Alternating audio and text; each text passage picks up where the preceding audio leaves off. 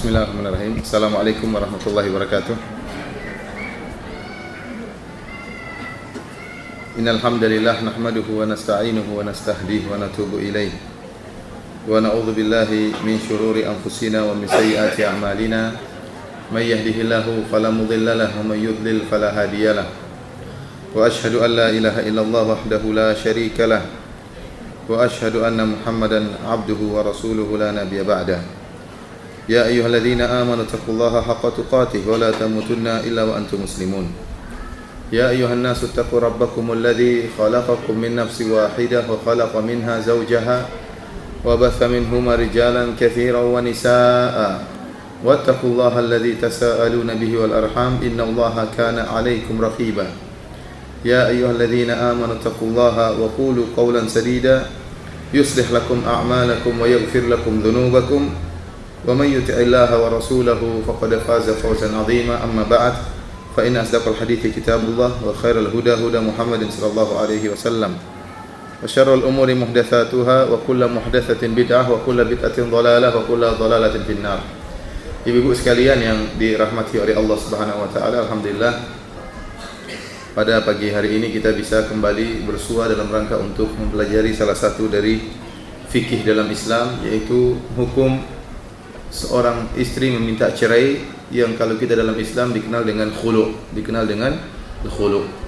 Kita tahu bahwasanya sebagaimana kita jelaskan pada pertemuan lalu, bahwasanya perceraian merupakan perkara yang sangat dicintai oleh iblis, bahkan merupakan program utama iblis. Oleh karenanya iblis berusaha terjadi adanya perceraian, baik perceraian tersebut merupakan dilakukan oleh pihak lelaki maupun perceraian tersebut diminta atau perpisahan tersebut dilakukan dari pihak wanita, dan iblis tidak peduli ya yang mana, yang penting dari manakah timbul perceraian tersebut, apakah dari pihak lelaki maupun dari pihak wanita. Dan tatkala terjadi cekcok atau problematika dalam rumah tangga, maka hendaknya ditempuh jalan-jalan yang telah dianjurkan oleh syariat, seperti nasihat ya dari pihak suami kepada istri. Kemudian kalau memang nasihat tersebut tidak berguna lagi, maka misalnya tidak bisa dipertemukan pihak lelaki dengan pihak wanita, maka dengan faba'athu hakaman min ahlihi wa hakaman min ahliha, yaitu sang lelaki mengirim utusan dari pihak lelaki dan sang wanita mengirim utusan dari pihak wanita. Kemudian dua utusan ini saling bermusyawarah. Kata Allah Subhanahu wa taala, "Ayyurida islaha yuwaffiqillahu bainahuma." Kalau keduanya ingin islah, maka Allah akan berikan taufik kepada keduanya. Ya. Akan tapi jika ternyata tahapan-tahapan untuk islah sudah tidak bisa berguna lagi, sehingga pernikahan tidak mungkin dilanjutkan karena tujuan-tujuan pernikahan tidak bisa diraih mawaddah, sakinah, ketenangan, tidak bisa diraih kasih cinta, kasih sayang di antara suami dan istri, kehidupan penuh dengan kesengsaraan, rumah seperti neraka, masing-masing berusaha menjauhi rumahnya, setiap bertemu saling membenci di antara keduanya, maka syariat tidak mengharamkan perceraian. Jika perkaranya demikian, maka ada jalan keluar, solusi yang terakhir, yaitu adalah perceraian.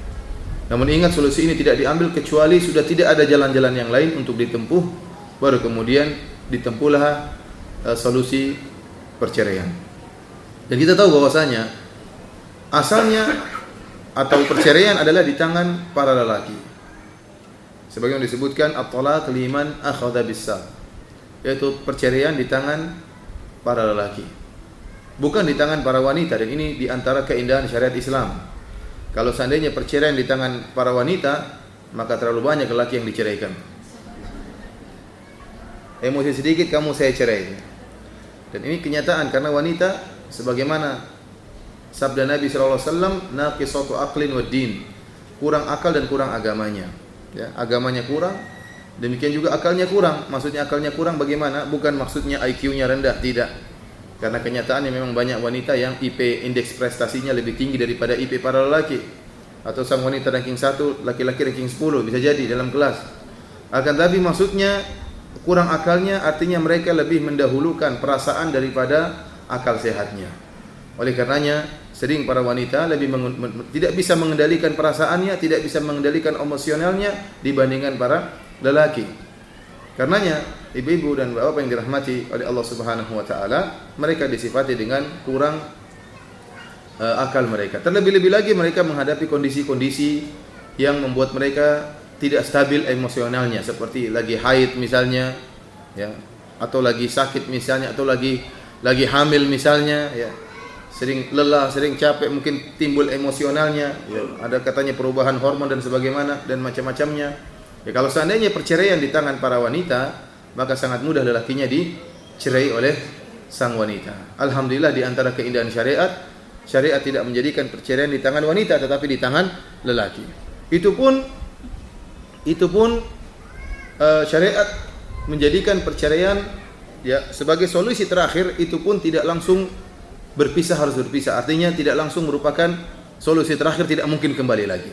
Oleh karena syariat menjadikan adanya talak 1, talak 2 dan talak 3 agar sang lelaki merenungkan, dan demikian juga wanita merenungkan. Jika dia sudah dicerai, dia merenungkan bagaimana kondisi saya setelah perceraian.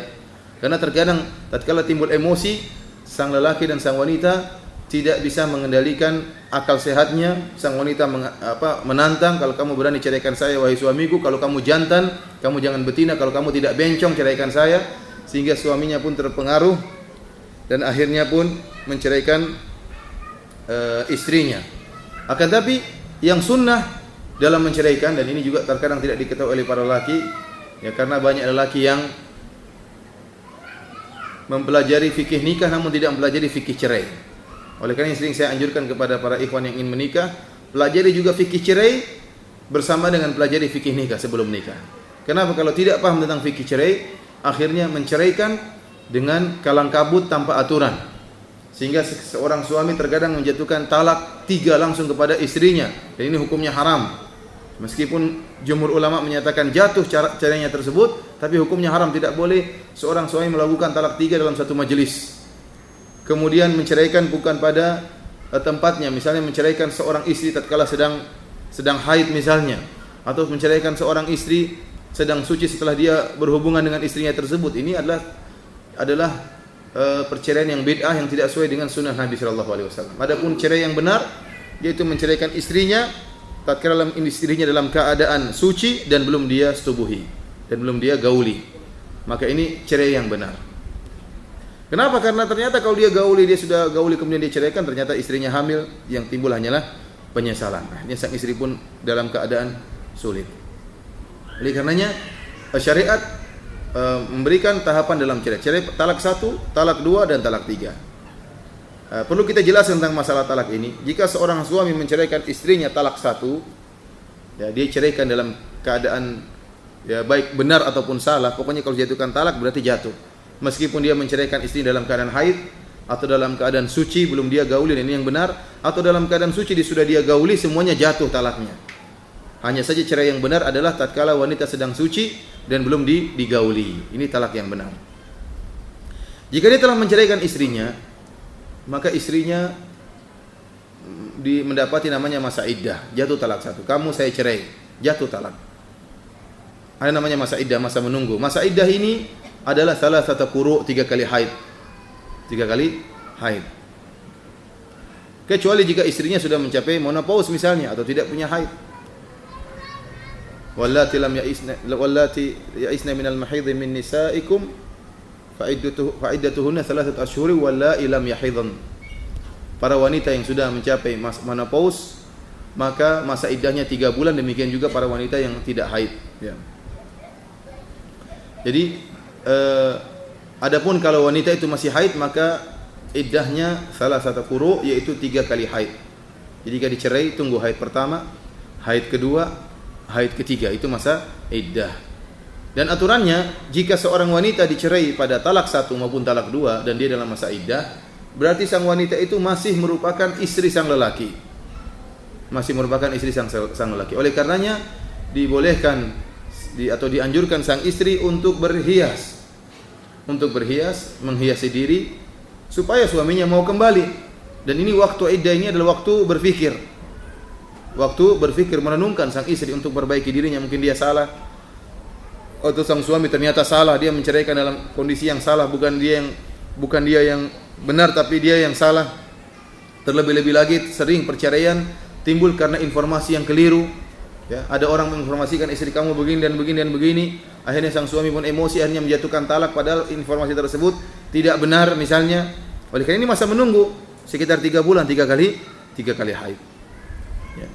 Dan sang suami masih wajib menafkahi sang istri selama dalam masa menunggu tersebut. Jika ternyata masa iddah, masa penungguan sudah selesai, kemudian sang suami ingin kembali lagi, maka harus dengan akad nikah yang baru. Jika sudah keluar masa iddah, maka wanita ini menjadi wanita yang ajnabiyah, wanita yang bukan siapa-siapanya lagi. Kalau ingin menikah, maka harus dengan mahar baru, dengan wali, dengan proses pernikahan sebagaimana pernikahan awal. Berbeda kalau masa iddahnya belum selesai, maka dia boleh kembali tanpa harus akad nikah, nikah. Misalnya sudah 2 kali haid, tinggal haid ketiga, ternyata suaminya berubah pikiran, maka boleh kembali kepada istrinya tanpa melalui akad pernikahan. Ibu-ibu yang dirahmati oleh Allah Subhanahu wa taala, dikarenanya jika terjadi perceraian talak 1, talak 2, maka dianjurkan sang istri kemudian berias, merayu suaminya, berjanji untuk tidak mengulangi lagi misalnya, agar suaminya kembali dan berlangsung kembali pernikahan yang indah tersebut. Jika ternyata suaminya kembali kepada istrinya, kemudian berjalan setahun 2 tahun, kemudian timbul masalah lagi. Istrinya dinasihati enggak mau, malah bentak-bentak suaminya. Suami mengatakan, tidakkah kamu lupa saya pernah ceraikan kamu 1 kali, ceraikan saya 10 kali, tidak jadi masalah. Akhirnya suaminya pun emosi, jatuhkan lagi talak kedua. Kamu saya cerai lagi, talak kedua. Jatuh talak yang kedua. Nasibnya sama, prosesnya sama. Selama dalam masa iddah, maka sang wanita masih menjadi statusnya sebagai istri sang lelaki. Artinya apa? Jika sang lelaki meninggal dunia, maka dia masih memiliki hak waris. Kenapa? Karena sang istri masih dalam masa iddah. Dan sang suami harus menafkahi sang istri, dan masih serumah, dan sang istri berhak untuk merias, untuk merayu suaminya supaya kembali. Dan proses kembali suami kepada istri bisa dengan perkataan saya kembali kepadamu, kalau bisa menghadirkan saksi, atau dengan berhubungan. Kata para ulama, jika sang suami berhasil dirayu oleh sang istri, akhirnya berhubungan dengan sang istri, maka terjadi kembali secara otomatis. Ya. Kembali secara otomatis. Karenanya dianjurkan agar sang wanita berias supaya sang suami bisa kembali. Ternyata sang suami kembali lagi setelah talak kedua, berarti masih tinggal berapa kali? 1 kali lagi, kesempatan terakhir. Ternyata sang istri kurang ajar lagi. Setelah 2 tahun atau 3 tahun, sang istri kepala batunya muncul, ya. Akhirnya menjengkelkan sang suami, ya. Bentak-bentak suami, marah-marah suami. Akhirnya suaminya pun ngamuk. Dia bilang, kamu masih punya kesempatan sekali lagi. Kata dia, ceraikan saja, masih banyak laki-laki yang mau sama saya. Kamu sudah tua, masih banyak yang mau. Kamu udah gemuk, masih banyak yang mau. Emang saya siapa? Saya masih banyak yang mau. Akhirnya suaminya jengkel, jatuhin talak yang ketiga. Kalau sudah talak ketiga, maka tidak bisa kembali lagi. Maka akhirnya sang istri pun sedih, sang suami pun sedih, ternyata menyesal setelah itu.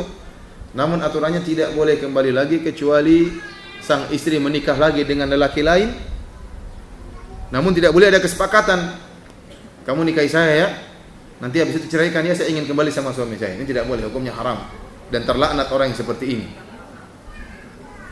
Oleh karenanya nikah dengan laki lain, kemudian harus berhubungan dulu, baru kemudian cerai, baru kemudian boleh kembali lagi. Kalau nikah kemudian diceraikan sebelum ada hubungan intim antara suami dan istri, maka tidak boleh.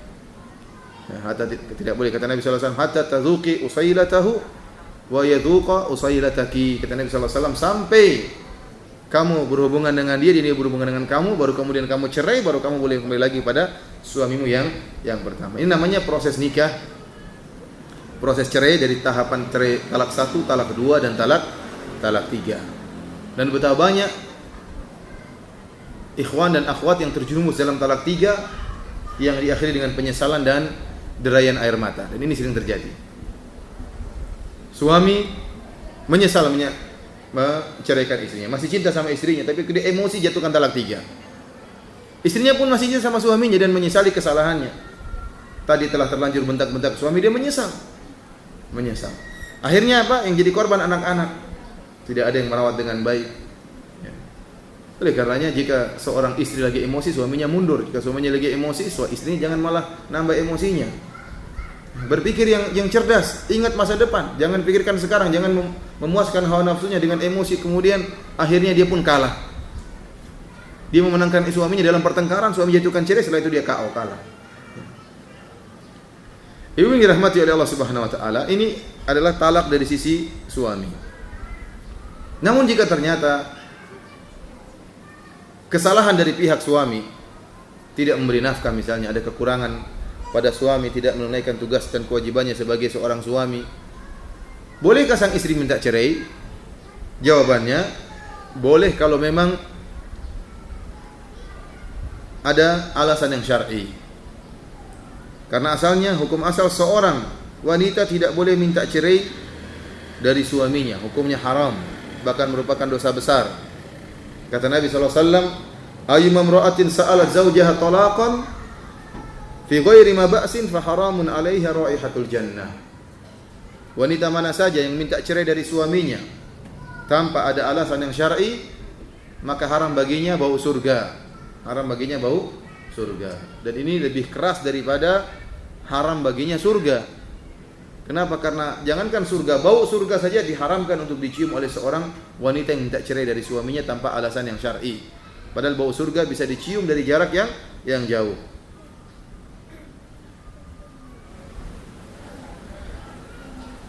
Dalam hadis yang lain kata Nabi sallallahu alaihi wasallam, al-mukhtali'atu wal muntazi'atu hunnal munafiqat. Sungguhnya para wanita yang minta khulu' dan wanita yang mencabut dirinya dari suaminya, ikatan nikah suaminya, maka hunnal munafiqat, mereka itulah wanita-wanita munafik. Mereka itulah wanita-wanita munafik. Itu wanita-wanita yang minta cerai tanpa sebab yang syar'i. Minta cerai tanpa sebab yang syar'i. Sedikit-sedikit minta cerai, sedikit-sedikit minta cerai, maka ya, dia minta cerai saja itu sudah hukum apa? Dosa? Dosa besar. Sedikit-sedikit ceraikan aku, dosa besar sampai tidak boleh. Apalagi jika terjadi proses perceraian tersebut. Karena Rasulullah SAW mengatakan dalam hadis yang umum, kata Nabi sallallahu alaihi wasallam, ayyuma imra'atin sa'alat zawjaha talaqan. Wanita mana saja yang minta kepada suaminya cerai. Jadi proses minta cerai itu sendiri sudah merupakan dosa. Belum lagi kalau terjadi perceraian. Proses minta cerai dari pihak istri itu sendiri merupakan dosa jika tanpa sebab yang syar'i. Akan tapi jika ada sebab yang syar'i maka dibolehkan. Jika terjadi perceraian tanpa sebab yang syar'i, maka itu wanita-wanita munafik. Kata Nabi sallallahu alaihi wasallam, al-mukhtali'atu wal muntazi'atu hunnal munafiqat. Bahwasanya para wanita yang minta yang khulu' dan terlepas dari ikatan suaminya tanpa sebab yang syar'i, hunnal munafiqat, maka mereka adalah wanita-wanita munafik. Hati-hati. Jangan sedikit-sedikit minta cerai kepada suami karena itu merupakan dosa. Ibu dan bapak yang dirahmati oleh Allah Subhanahu wa taala, kita kembali kepada pembahasan kita bahwasanya asalnya perceraian di tangan para laki, dan wanita terkadang boleh jika memang kondisinya tidak memungkinkan. Ya. Ternyata suami tidak bisa menjalani kewajibannya dengan baik, maka boleh bagi sang istri untuk minta cerai jika memang ada sebab-sebab yang syar'i.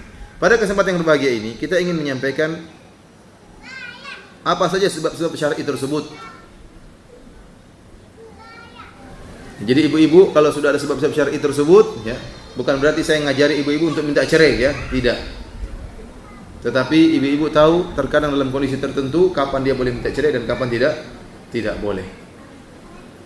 Kapan dia terjerumus dalam dosa besar, kapan dia melakukan sesuatu yang mubah, sesuatu yang diperbolehkan.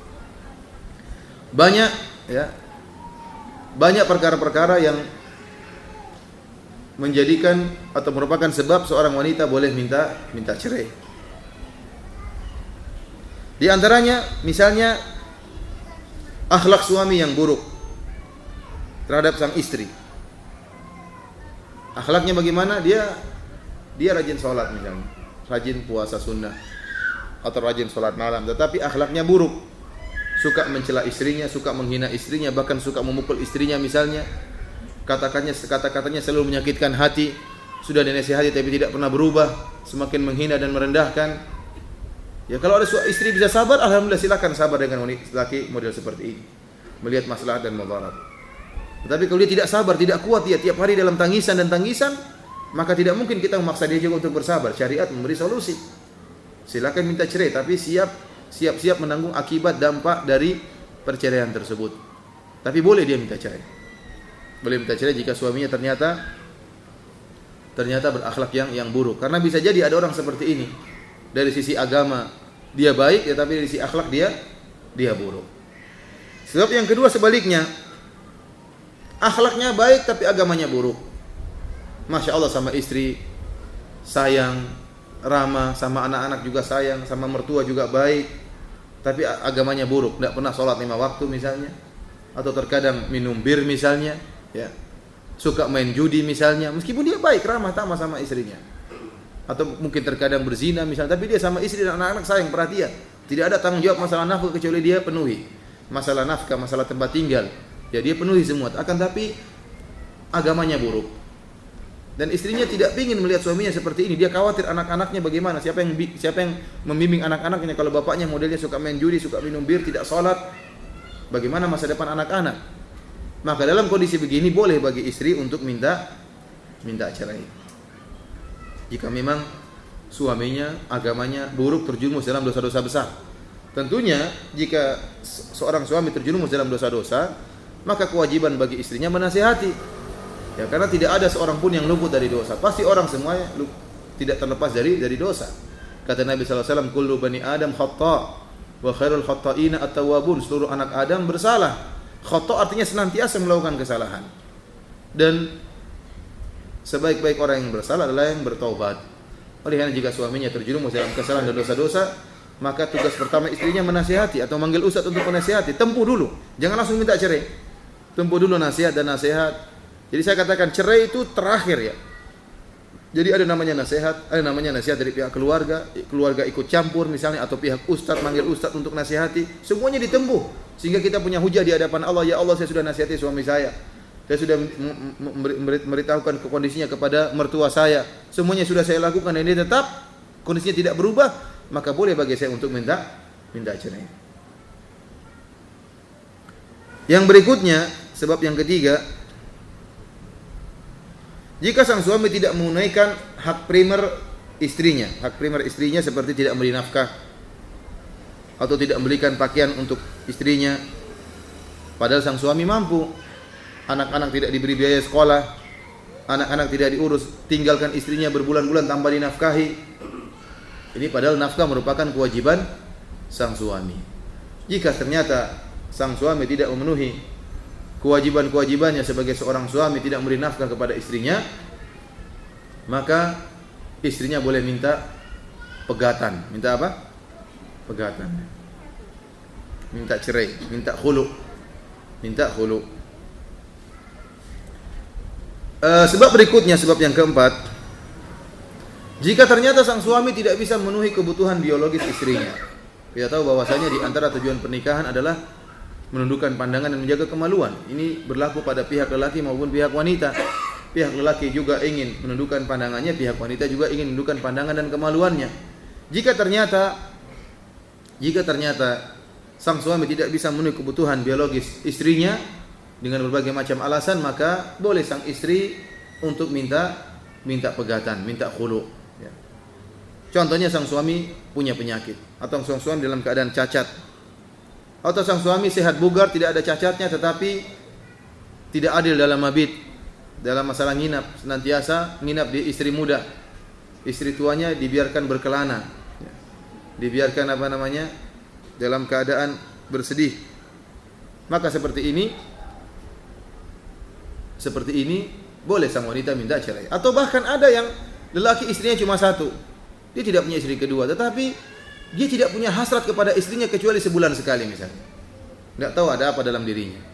Tidak punya hasrat dalam istrinya kecuali cuma sebulan sekali. Sementara istrinya sering berhasrat, minimal seminggu 2 kali atau seminggu sekali. Dan dia tidak bisa sabar untuk menunggu selama sebulan.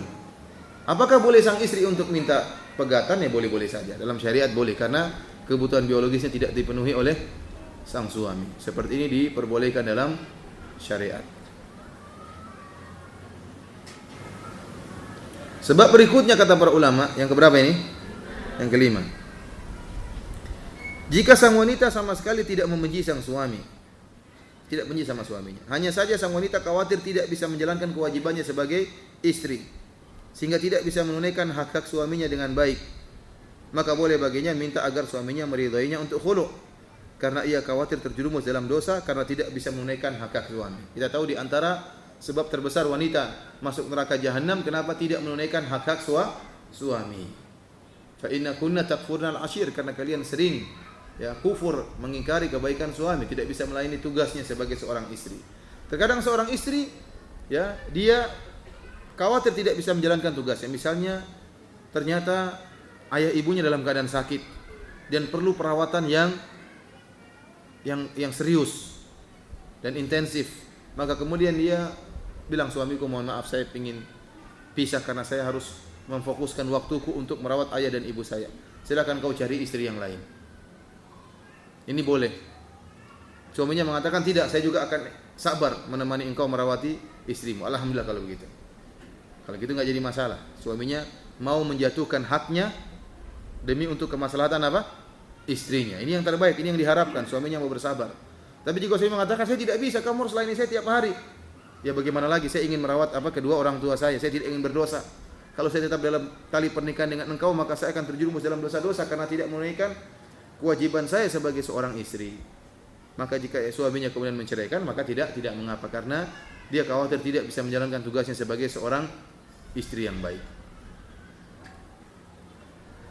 Kemudian sebab yang berikutnya, yang keberapa? Yang keenam. Jika sang istri membenci suaminya bukan karena akhlaknya yang buruk, bukan juga karena agamanya yang buruk, akan tapi sang istri tidak bisa mencintai suami karena kekurangan pada jasadnya misalnya, seperti cacat misalnya, atau buruk rupa sang suami. Jadi akhlaknya baik, agamanya baik, akhlaknya baik, cuma tidak bisa cinta. Sudah berusaha mencintai sang suami, tidak bisa-bisa juga, malah mencintai suami orang lain misalnya, atau mencintai orang lain. Ini dia khawatir tidak bisa menjalankan kewajibannya sebagai istri dengan baik. Maka seperti kondisi seperti ini, tatkala tidak bisa diraih mawaddah dan rahmah, maka sebagian ulama mengatakan boleh dia untuk minta cerai. Ibnu Qudamah rahimahullah, salah seorang ulama dari mazhab Hambali, dalam kitabnya Al-Mughni mengatakan, wa jumlatul amr anna al-mar'ata idza karihat zawjaha li khuluqihi aw khalqihi aw dinihi aw kibarihi aw dha'fihi aw nahwi dhalik wa khashiyat alla tuaddi haqqallahi fi ta'atihi jaza laha an tukhali'ahu bi'iwadhin taftadi bihi nafsaha. Kesimpulannya, kata Ibnu Qudamah rahimahullah, bahwasanya jika seorang wanita membenci suaminya karena akhlaknya yang buruk, atau karena bentuk tubuhnya yang buruk, atau karena agamanya yang buruk, atau karena sudah ketuaan, atau karena lemah, atau yang semisalnya, dan dia khawatir tidak bisa menjalankan kewajibannya sebagai istri dalam taat kepada suaminya, maka boleh bagi dia untuk minta khulu' dengan memberikan tebusan kepada suaminya. Dan khulu' pernah terjadi di zaman Rasulullah sallallahu alaihi wasallam. Itu seorang sahabat yang bernama Thabit bin Qais bin Syammas radhiyallahu taala anhu. Istrinya minta cerai dari dia, minta khulu' dari dia. Sebagaimana diriwayatkan oleh Ibnu Abbas radhiyallahu taala anhu, dia berkata, Inna imra'ata Thabitin ibn Qais atata Nabiy sallallahu alaihi wasallam. Yaitu bahwasanya istri dari Thabit bin Qais radhiyallahu taala anhu datang menemui Rasulullah sallallahu alaihi wasallam, kemudian dia berkata, "Ya Rasulullah, Thabit ibnu Qaisin ma a'tibu alaihi fi khuluqin wala dinin." Kata dia, wahai Rasulullah, suamiku Thabit bin Qais, saya tidak mencela agamanya dan saya tidak mencela akhlaknya. Walakinni akrahul kufra fil Islam, akan tapi saya khawatir tidak bisa menjadi istri yang baik. Saya khawatir terjerumus dalam kekufuran, yaitu kufran al-ashir, yaitu tidak patuh kepada suami. Saya khawatir tidak bisa patuh pada suami saya. Faqala Rasulullah sallallahu alaihi wasallam, maka Rasulullah SAW berkata, "Ataruddina alaihi hadiqatahu?" Apakah kau mau mengembalikan maharnya yang berupa kebun yang telah dia berikan kepada engkau tatkala akad nikah? Qala na'am. Kata dia, saya akan kembalikan maharnya. Maka Rasulullah SAW berkata kepada Thabit, "Iqbalil hadiqah."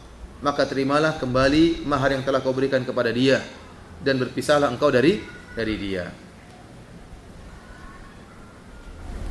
Jadi dalam hadis ini disebutkan istrinya Thabit bin Qais minta cerai dari suaminya Thabit bin Qais Bukan karena akhlaknya yang buruk dan juga bukan karena agamanya yang buruk, tapi karena perkara yang lain. Kenapa? Karena Thabit bin Qais radhiyallahu taala anhu adalah seorang yang beragama yang mulia dan berakhlak yang mulia. Sampai-sampai Rasulullah SAW telah menjamin surga baginya. Ini Thabit bin Qais, suaminya dijamin surga, tapi istrinya tidak mau. Kenapa? Karena dalam satu hadis tatkala Allah Subhanahu wa taala menurunkan firman-Nya, "La tarfa'u aswatakum fawqa sautin nabi wa la tajharu lahu bil qawli ka jahri ba'dhikum li ba'dhin an tahbata a'malukum wa antum la tash'urun." Kata Allah, ya wahai orang yang beriman, janganlah kalian mengangkat suara kalian di atas suara Nabi, dan janganlah kalian mengeraskan suara kalian di atas suara Nabi. Bisa jadi amalan-amalan kalian gugur dalam kondisi kalian tidak sadar. Thabit bin Qais, ada riwayat yang mengatakan suara dia keras. Kalau berbicara suaranya keras, sehingga dia khawatir kalau berbicara dengan Nabi suaranya lebih keras daripada suara Nabi sallallahu alaihi wasallam. Maka dia tidak ingin berbicara dengan Nabi. Ada dalam riwayat disebutkan Thabit bin Qais orangnya agak kurang bisa mendengar dengan baik. Sehingga kalau dia berbicara keras agar dia bisa mendengarnya, dan dia agar orang lain juga bisa mendengar dengan baik sehingga suaranya keras.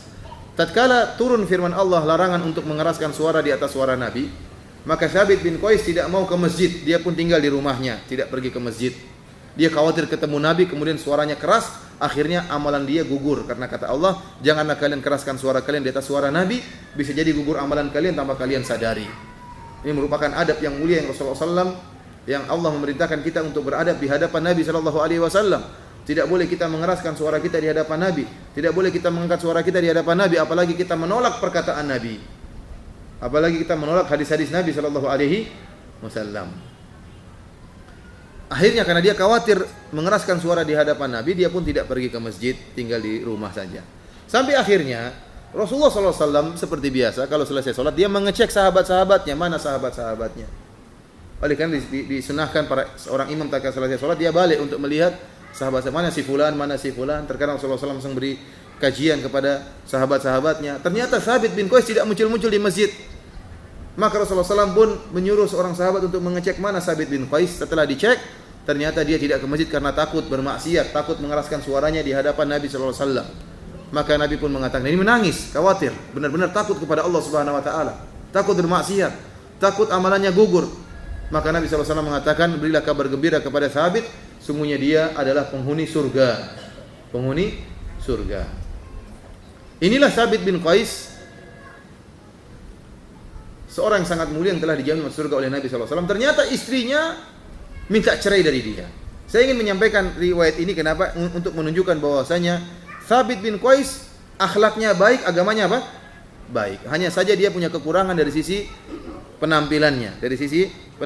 Dia agak buruk rupa. Dalam satu riwayat dari Hajjaj, dari Amr bin Shu'aib, dari ayahnya dan dari kakeknya, berkata, "Kanat Habibah bintu Sahlin tahta Thabit bin Qais bin Syammas, wa kana rajulan damiman." Bahwasanya Habibah, jadi istrinya Thabit ini ada dua, ada yang mengatakan istrinya satu, namanya Habibah atau Jamilah. Ada yang mengatakan istrinya dua, Habibah dan Jamilah. Jamilah artinya yang cantik, Habibah artinya yang dikasihi, yang disayangi. Habibah bintu Sahal, istrinya Thabit, dia minta cerai dari Thabit bin Qais. Kenapa? Karena Thabit bin Qais rajulan damiman, seorang yang buruk rupa. Dia pendek dan wajahnya buruk. Maka dia berkata kepada Rasulullah, "Ya Rasulullah, wallahi laula makhafatullahi idza dakhala alayya labasaqtu fi wajhihi." Kata istrinya Habibah ini, "Wahai Rasulullah," dia ngelapor kepada Nabi. "Ya Rasulullah, kalau bukan karena takut kepada Allah Subhanahu wa taala, kalau suamiku masuk ketemu saya akan ludahi wajahnya." Saking jengkelnya, saking tidak sukanya sama apa? Suaminya. Tidak betah dia sama suaminya. Dan ini yang menyebabkan kenapa dia tidak ingin melanjutkan pernikahan. Karena kalau dia sudah tidak cinta sama suaminya, maka bagaimana dia bisa taat kepada suaminya? Maka bagaimana dia bisa melayani suaminya dengan baik? Dari sini hati-hati ibu-ibu kalau sudah punya anak sudah gede, ya, jangan maksakan putri ibu-ibu nikah sama lelaki yang dia tidak sukai. Kita bukan di zaman Siti Nurbaya, ya. Jangan kita bilang nanti kecintaan pun akan datang belakangan. Belum tentu datang cinta tersebut. Akhirnya sang wanita hidup dengan penderitaan. Bahkan Rasulullah mengatakan tidak sah jika sang istri tidak ridho dalam pernikahan tersebut. Sebagaimana jual beli akad nikah tidak sah kalau ada pihak yang tidak ridho. Kalau saya beli suatu barang dengan paksa, ya seperti yang terjadi misalnya kita beli barang akhirnya dipaksa-paksa, kita nggak enak, orang sudah pada ngumpul beli, ayo beli, akhirnya kita beli dengan paksa, pembelian tersebut tidak sah. Karena harus antara radin, harus di antara keridhaan antara penjual dan pembeli. Jika ternyata terjadi akad nikah di mana sang istri, sang wanita tidak suka dengan sang suami dan dipaksa oleh ayah dan ibunya, maka pernikahan tidak sah. Dan pernah terjadi pernikahan-pernikahan seperti ini. Akhirnya menikahlah sepasang suami istri tersebut. Akhirnya istrinya hamil, akhirnya punya anak. Setelah punya anak, tetap aja tidak bisa cinta. Akhirnya terjadi perceraian di akhirnya. Yang kasihan adalah sang istri, sang wanita sudah jadi janda, ya. Yang zalim adalah ayah dan ibunya masa pernikahan dengan pernikahan seperti itu. Oleh karena jika sang istri tidak bisa menyukai suami, maka jangan dipaksa. Ibu yang dirahmati oleh Allah Subhanahu wa taala, dalam riwayat yang lain, riwayat tadi masih diperselisihkan atau dilemahkan oleh Syekh Albani yang tadi mengatakan Thabit adalah rajulan damiman, seorang yang pendek dan buruk rupa. Riwayat ini dilemahkan oleh Syekh Albani rahimahullah karena ada Hajjaj, mungkin Hajjaj bin Arta'ah, Allah alam bisawab. Ya, namun ada riwayat berikutnya yang sahih dari Ibnu Abbas, dia berkata, "Inna awwala khulu'in kana fil Islami ukhtu Abdullah bin Ubay annaha atat Rasulullah sallallahu alaihi wasallam faqalat." Khulu' yang pertama kali terjadi adalah dilakukan oleh Jamilah, seorang wanita bernama Jamilah, istri Thabit. Dia mendatangi Rasulullah sallallahu alaihi wasallam dan berkata, "Ya Rasulullah, la yajma'u ra'si wa ra'sahu syai'un abadan." Dia ngelapor, mengadu. Dia bilang, "Wahai Rasulullah, tidak mungkin kepalaku bergabung dengan kepala suamiku Thabit selama-lamanya. Tidak mungkin kita bisa dipersatukan." Jadi istrinya mengeluh, dia mengatakan, "Mustahil kita bisa bersatu. Tidak mungkin kita bisa seatap, tidak mungkin kita bisa serumah, apalagi sekamar, mustahil." Istrinya bilang begitu kepada Nabi sallallahu alaihi wasallam. Selamanya tidak mungkin. "Inni rafa'tu janibal khaba." Kenapa dia bisa demikian? Dia mengatakan, satu saat saya lagi di rumah dan saya membuka tirai rumah, fara'aituhu aqbala fi iddatin. Tiba-tiba saya lihat suamiku itu datang bersama beberapa orang lelaki. Fa idza huwa ashadduhum sawadan. Ternyata istrinya ini Thabit lagi jalan sama laki-laki, setelah diamati oleh istrinya ini, ternyata suaminya yang paling hitam di antara mereka. Wa aqsaruhum qama, dan yang paling pendek di antara teman-temannya. Wa aqbahuhum wajhan, dan paling buruk rupa di antara teman-temannya. Suaminya tidak menolak, ini di hadapan suaminya lagi ngadu. Ternyata suamiku paling hitam, paling pendek, dan paling jelek wajahnya. Suaminya tidak menolak, dia seorang yang saleh, Thabit bin Qais, dijamin masuk surga. Maka dia pun menerima permintaan cerai tersebut. Dia mengatakan, "Ya Rasulullah, inni a'taituha afdhala mali." Ya Rasulullah, aku telah memberikan hartaku yang paling mewah sebagai mahar dia. Apa? Yaitu kebun. Kita tahu bahwasanya dahulu orang diukur dengan kekayaan, seseorang diukur dengan misalnya memiliki onta yang banyak atau memiliki kebun yang banyak. Ya, zaman dahulu ukuran kekayaan dengan seperti itu, antara kendaraan atau tunggangan seperti onta dan lainnya, atau ternak, hewan-hewan ternak, atau dengan kebun. Kalau seorang sudah memiliki kebun, maka dia memiliki pabrik korma misalnya, memproduksi korma banyak, ya. Dan ini ukuran kekayaan. Dan kita tahu bahwasanya Thabit memiliki kebun yang sangat dia cintai. Bahkan dia mengatakan, "Ini afdalu mali, hartaku yang paling mewah." Karena dia ingin nikahi Jamilah yang mungkin cantik jelita, maka dia berikan mahar yang paling Yang paling top. Namun rupanya istrinya berubah pikiran setelah berlangsung pernikahan, setelah melihat ternyata suaminya pas-pasan wajahnya. Kenapa enggak dari awal nolak? Setelah banding-bandingkan ini, baru kemudian dia menolak suaminya. Maka suaminya berkata, "Fa in raddat alayya hadiqati." Saya akan terima permohonan pegatan akad nikah dengan syarat dia kembalikan kebun yang telah saya berikan kepada dia. Dia kembalikan mahar yang sudah saya berikan kepada dia. Maka Rasulullah SAW berkata kepada Jamilah, "Ma taqulin?" Bagaimana menurutmu persyaratan tersebut? Kata istrinya, "Na'am wa in syaa zidtuhu."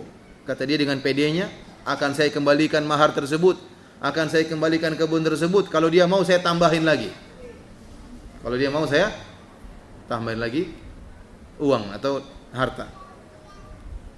Inilah ibu-ibu yang dirahmati oleh Allah Subhanahu wa taala, kisah yang cukup menyedihkan yang ditimpa oleh Thabit bin Qais. Ternyata istrinya minta cerai dari suaminya.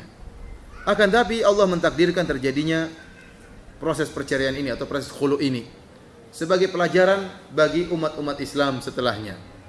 Ya. Karena terkadang Allah mentakdirkan sesuatu karena tujuan sebagai syariat. Sebagai contoh, Allah Subhanahu wa taala pernah mentakdirkan Nabi terlambat salat subuh. Begitu Rasulullah SAW lagi bersafar, Rasulullah bersama Abu Bakar, bersama Umar, bersama Utsman, bersama Ali, bersama Bilal, bersama para sahabat yang mulia. Mereka bersafar, kemudian mereka tidur satu tempat dan mereka tidak pernah tidur selezat tidur mereka tersebut. Tiba-tiba mereka ketiduran dan tidak bangun salat subuh. Padahal di situ kok Allah menjadikan mereka kompak semuanya, tidak ada yang bangun seorang pun. Karena memang Allah sengaja mentakdirkan demikian. Dan tidaklah mereka bangun kecuali matahari sudah terik. Sehingga mereka merasakan panas terik, akhirnya mereka bangun dari tidur mereka. Namun Rasulullah SAW masih belum bangun tatkala itu. Sampai akhirnya mereka pun bimbang ingin membangunkan Nabi SAW. Jangan-jangan Rasulullah SAW lagi tidur, lagi mimpi sesuatu, karena mimpi Nabi adalah sebuah wahyu. Sehingga akhirnya Umar bin Khattab radhiyallahu ta'ala bersuara yang lantang sampai akhirnya Nabi SAW bangun. Intinya Allah mentakdirkan terjadi Rasulullah SAW dan para sahabat tidur pulas dan tidak bangun kecuali setelah matahari terbit. Sehingga kita punya syariat. Setelah itu kita paham bagaimana kalau orang terlambat bangun subuh. Ada syariatnya. Namun sebagian orang salah paham tatkala, kenapa kamu terlambat sholat subuh? Jangankan saya, Nabi aja pernah bangun terlambat sholat subuh.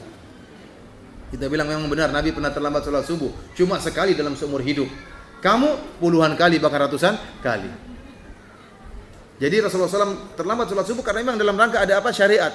Syariat bagaimana terlambat sholat subuh. Demikian juga, ternyata Allah mentakdirkan terjadinya kasus khulu antara istri Thabit dengan Thabit bin Qais radhiyallahu taala anhu agar menjadi pelajaran bagi kita kapan seorang boleh minta cerai dari suaminya. Ibu-ibu yang dirahmati oleh Allah Subhanahu wa taala.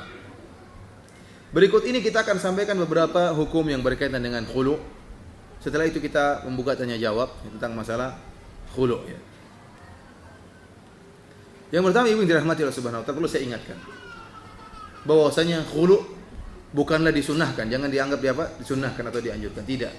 Tapi dia solusi yang terakhir setelah melalui solusi-solusi yang telah diajarkan oleh syariat seperti nasihat, kemudian mengutus wakil dari pihak laki dan pihak wanita, atau ada yang ikut campur berupa ustadz misalnya atau orang yang dipandang agar untuk menyelesaikan permasalahan tersebut. Jika seluruh solusi tidak bisa dipenuhi dan suami tetap tidak bisa memenuhi tanggung jawabnya sebagai seorang suami atau melupakan kewajibannya, boleh seorang istri untuk minta khulu. Ini yang pertama. Jadi jangan dikatakan khulu dianjurkan, salah. Bahkan itu tapi merupakan solusi yang terakhir. Yang kedua, para ulama khilaf apakah khulu ini cerai atau bukan. Khulu ini cerai atau bukan, ada khilaf di antara para ulama. Apa buah dari khilaf tersebut?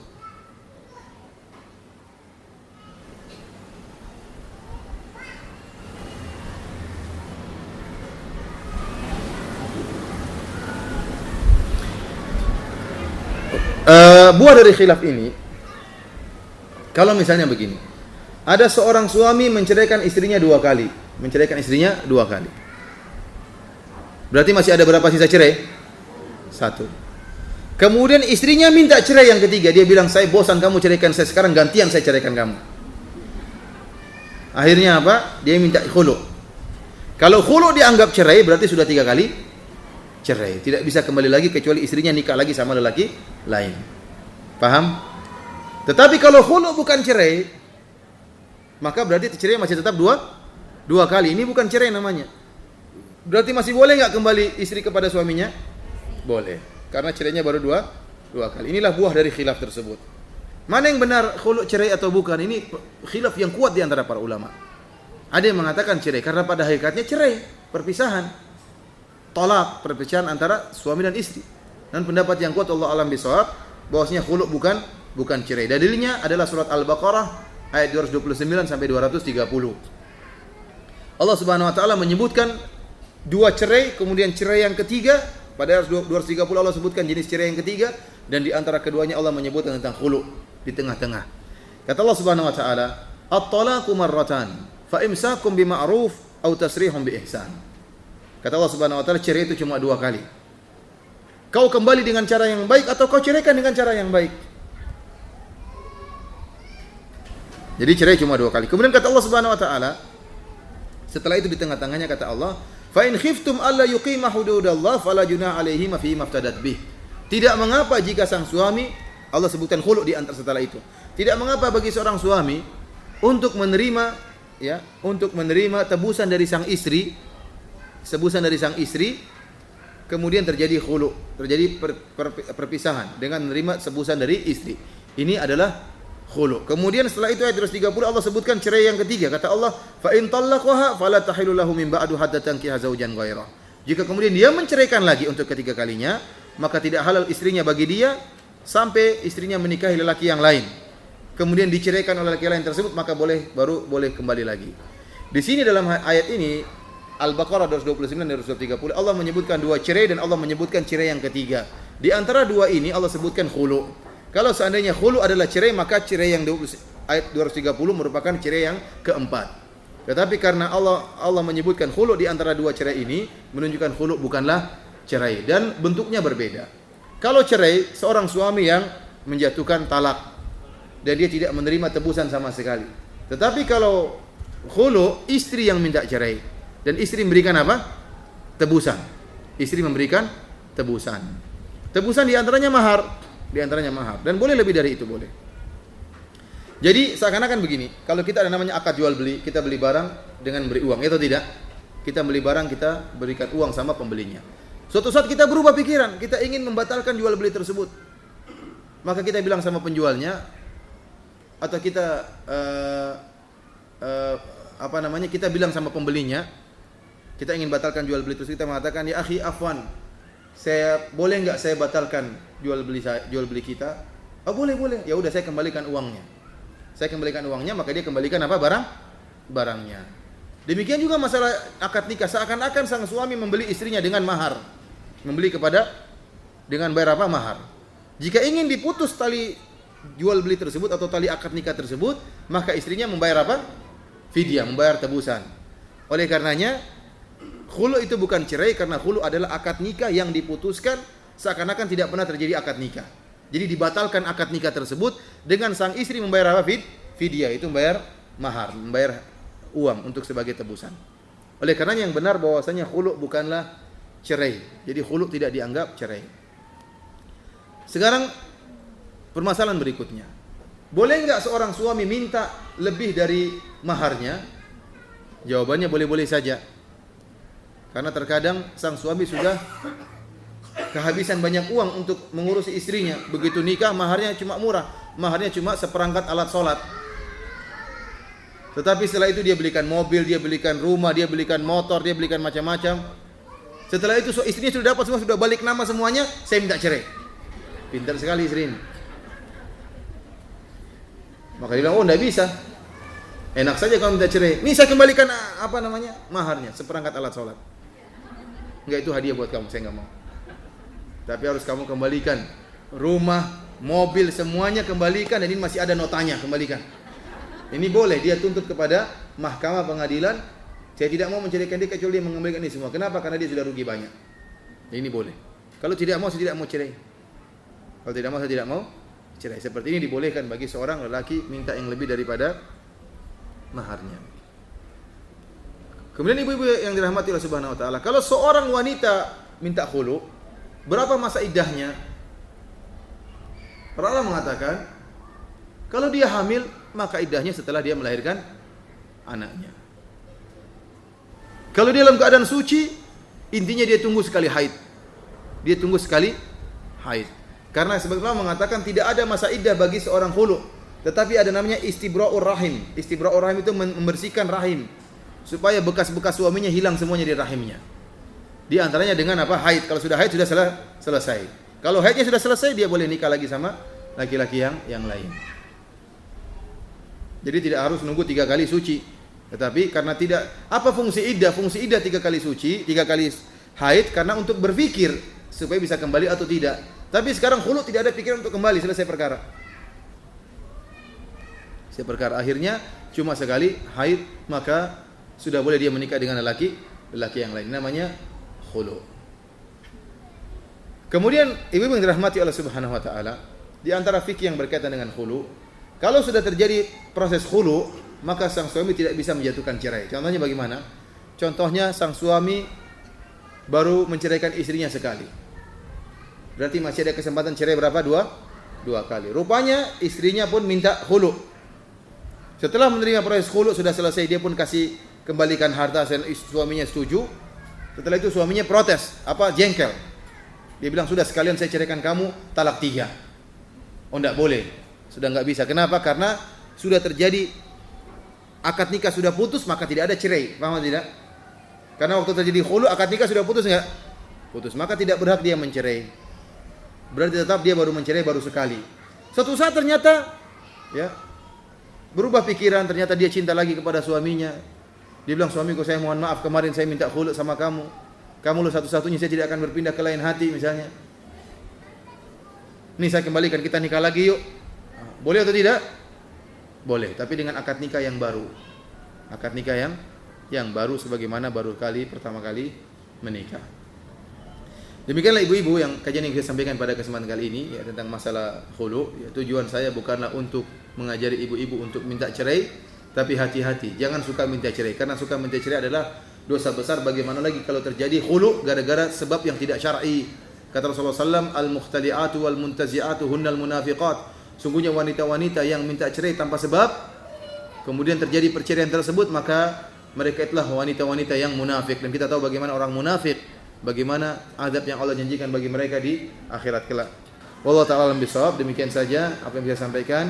Wabillahi taufiq wal hidayah. Assalamualaikum warahmatullahi wabarakatuh.